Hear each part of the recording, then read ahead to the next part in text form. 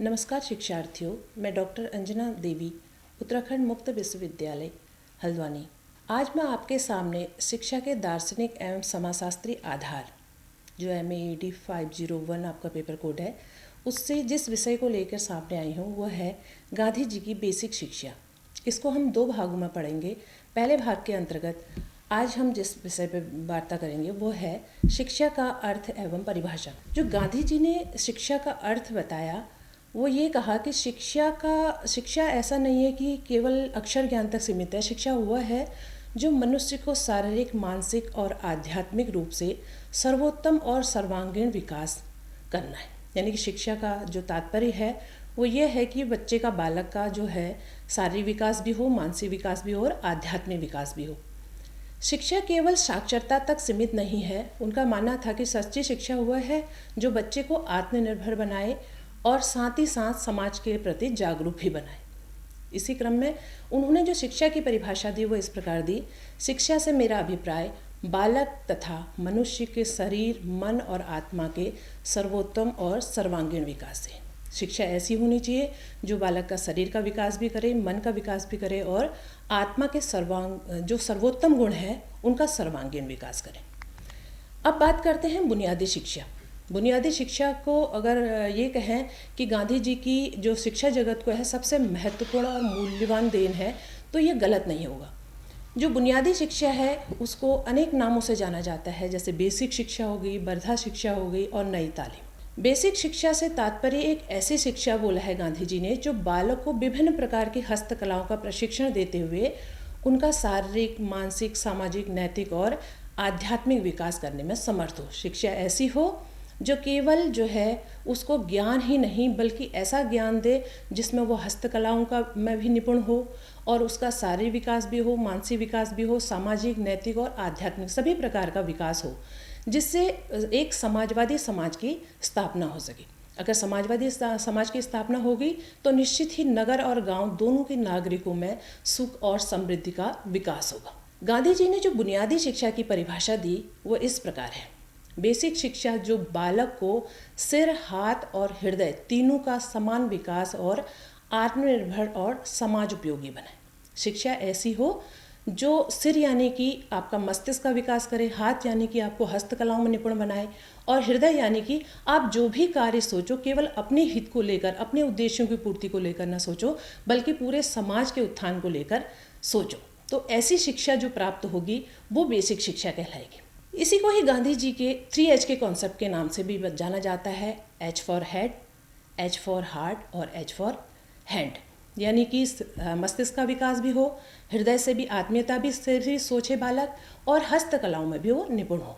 अर्थात शिक्षा का उद्देश्य बालक का सर्वांगीण और सर्वोत्तम विकास करना है।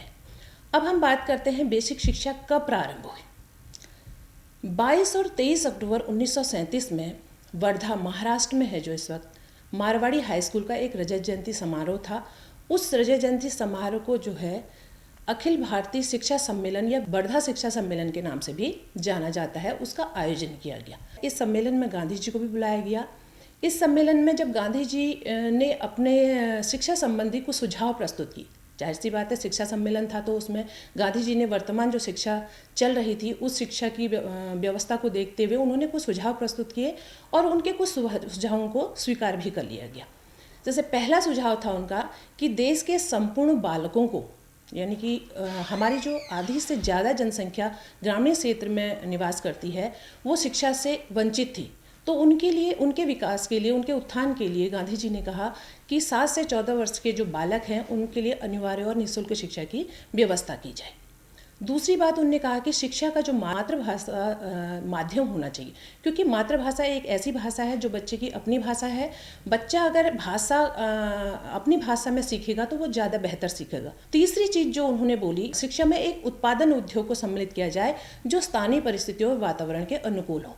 शिक्षा में बात कही गई थी हस्तकलाओं की, तो यानी कि लर्निंग बाय डूइंग के कॉन्सेप्ट का इसमें देखने को मिलता है कि बच्चा जो भी सीखे वो कम से कम एक उत्पादन उद्योग में सम्मिलित किया जाए और उत्पादन उद्योग ऐसा हो जो स्थानीय परिस्थितियों और वातावरण के अनुकूल हो, यानी कि आसपास के वातावरण में वो चीज़ें उपलब्ध हों। चौथा सुझाव उन्होंने दिया वो इन्होंने ये कहा कि विद्यार्थी द्वारा किए गए जो भी उत्पादन होगा उसी में से शिक्षकों के वेतन की व्यवस्था की जाए। उस समय पर शिक्षकों के शिक्षण कार्य के लिए जो वेतन दिया जाता था वो न्यूनतम वेतन पर कार्य करते थे। तो उन्होंने बोला कि जो विद्यार्थी उत्पादन करेंगे कहीं न कहीं उसको व्यय करने की भी व्यवस्था होगी और उस व्यय से जो भी आय प्राप्त होगी उससे बच्चे कुछ पार्ट तो उसका बच्चों के पास रहेगा और कुछ पार्ट उसी में से शिक्षकों के वेतन की व्यवस्था भी की जाए।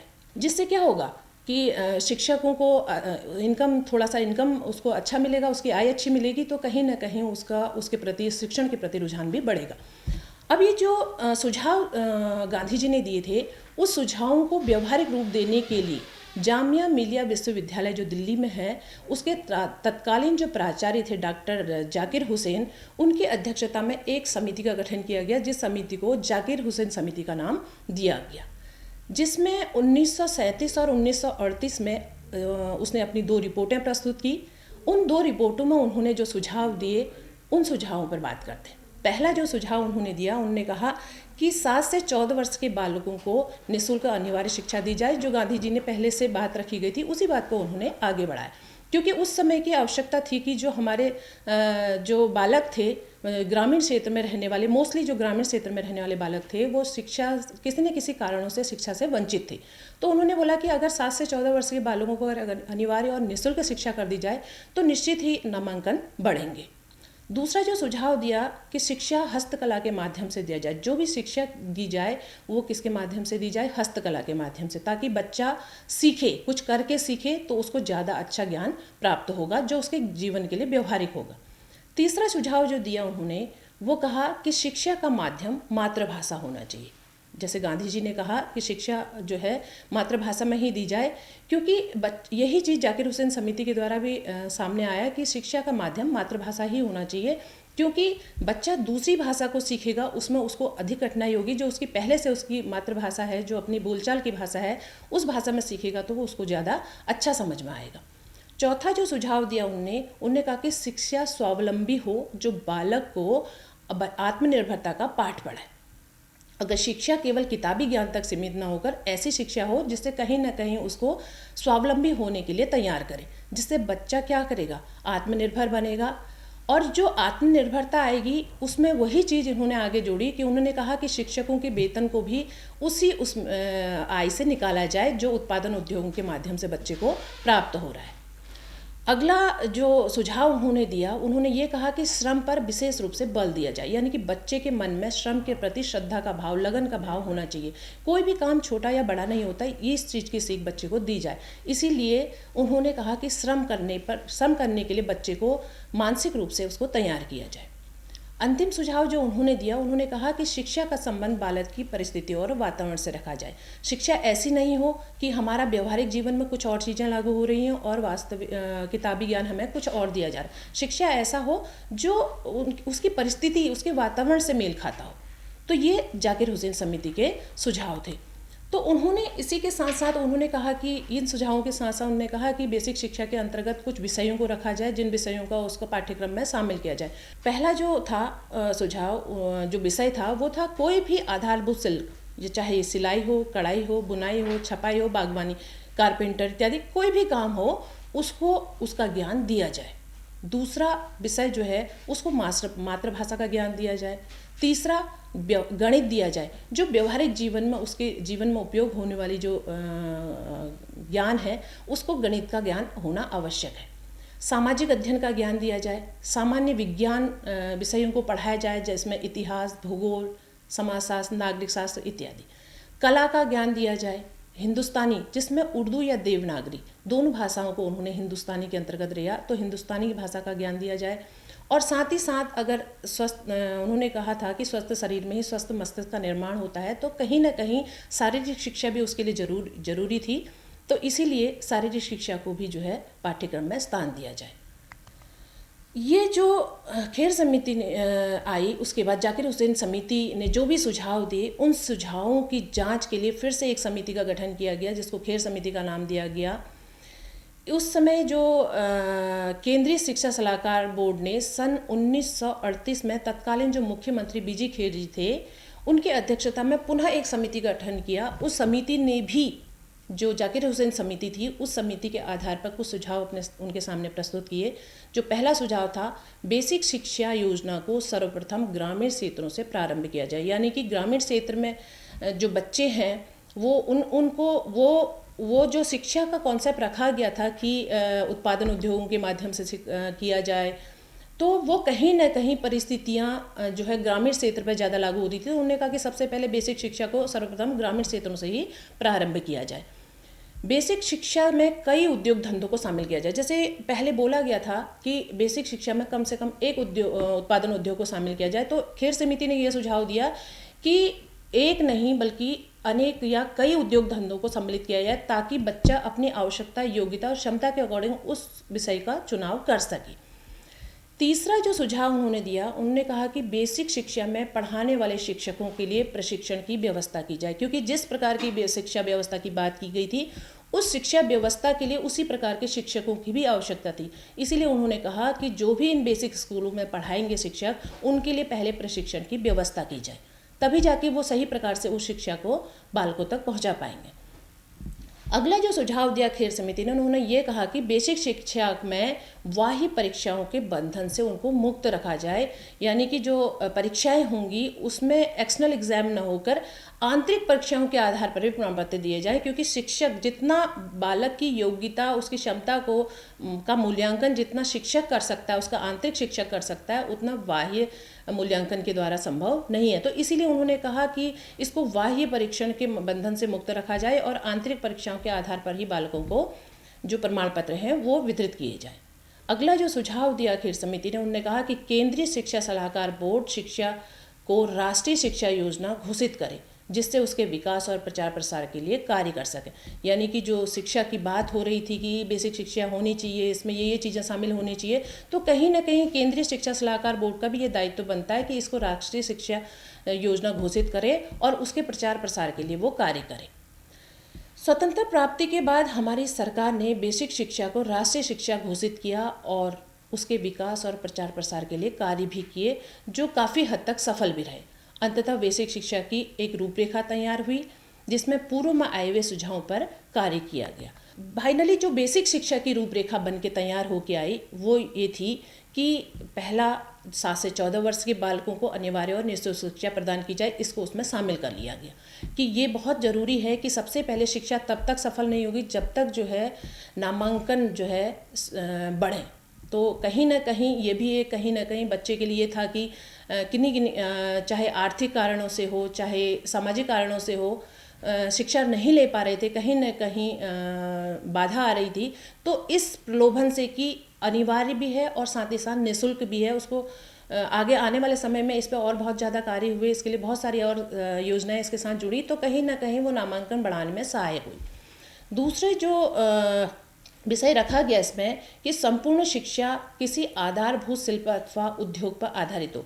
जितनी भी शिक्षा के पाठ्यक्रम संचालित हो रहे हैं उसमें आधारभूत शिल्प को अनिवार्य रूप से शामिल किया गया और शिक्षा ऐसी दी गई जो उद्योगों पर आधारित हो। कहीं ना कहीं आने वाले समय में बच्चा इसमें क्या हो सकता था, आत्मनिर्भर बन सकता था, स्वावलंबी बन सकता था, अपने विकास के साथ ही साथ समाज का भी विकास करने में वो सक्षम बन सके।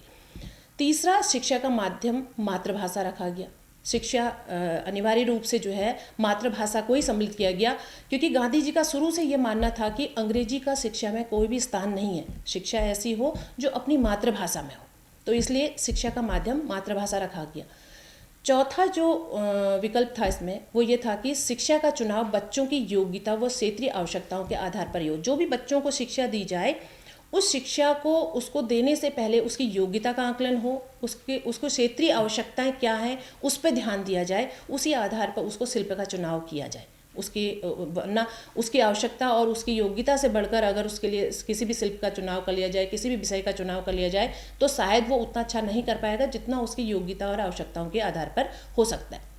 अगला जो बिंदु था वो ये था कि बच्चों द्वारा निर्मित जो वस्तुओं का उपयोग हो और उसके जो भी आर्थिक लाभ प्राप्त हो। पहले से बोला गया था कि क्योंकि उस वक्त जो शिक्षकों की आय थी वो बहुत कम थी, तो हर कोई ये नहीं चाहता था कि हर किसी को अपनी आजीविका चलानी होती है, इसलिए उन्होंने जो है शिक्षक तभी बनता था जब उसके पास कोई और विकल्प नहीं होता था।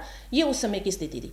तो बच्चों ये जो विकल्प आया कि बच्चों द्वारा जो निर्मित वस्तुएं हैं उनका उपयोग हो, उनसे आर्थिक लाभ लिया जाए और जो स्कूल उसका कुछ भाग जो है शिक्षकों के वेतन के लिए भी निकाला जाए। अब इसमें एक चीज़ और ऐड करी गई, उन्होंने कहा कि स्कूल की जो व्यवस्थाएं हैं, स्कूल में जो भी चीज़ें आवश्यक चीज़ें हैं, कहीं ना कहीं अगर आर्थिक लाभ अच्छा प्राप्त होता है तो उसी में से स्कूल के व्यय, उसमें शिक्षकों का व्यय भी आ जाता है और बाकी रखरखाव का व्यय भी आ जाता है, तो उसको भी इसमें शामिल किया जाए। अगला बिंदु था कि शिल्प आधारित शिक्षा इस प्रकार की दी जाए कि बच्चे जीविकोपार्जन। अब शिल्प के नाम पर शिक्षा तो दी जा रही है, मगर क्या शिल्प इतना उपयोगी है कि बच्चा उसको अपने जीवन में आजीविका कमाने का साधन बना सके? तो इसलिए इस पर विशेष रूप से बल दिया जाए कि शिक्षा ऐसी हो जिससे बच्चे आगे आने वाले समय में अपने लिए उसे आजीविका का साधन बना सके। शिक्षा केवल किताबी ज्ञान तक सीमित ना हो। अगला बिंदु जो उन्होंने कहा कि शिल्प की शिक्षा में आर्थिक महत्व के साथ साथ सामाजिक महत्व को भी स्थान दिया जाए। अब शिल्प की शिक्षा की बात तो कही, लेकिन शिल्प ऐसा ना हो कि केवल उससे जो है आर्थिक लाभ ही प्राप्त हो रहा है। ऐसा आर्थिक लाभ जो सामाजिक महत्व को भी स्थान मिले उसमें, यानी कि हमने अपने लाभ के लिए तो काम कर लिया, लेकिन हो सकता है वो लाभ समाज के लिए उतना हितकर ना हो। तो लाभ ऐसा हो जो अपने लिए भी हितकर हो और समाज के लिए भी हितकर हो, ऐसे शिल्प की शिक्षा बालक को दी जाए। तो इस प्रकार से बेसिक शिक्षा में गांधी जी ने बहुत अच्छी अच्छी चीज़ें निकल के आई, जो जाकिर हुसैन समिति और खेर समिति के द्वारा आगे बढ़ाई गई और फाइनली इसकी एक रूपरेखा तैयार हुई। आशा करती हूँ कि आपकी समझ में आया होगा। धन्यवाद।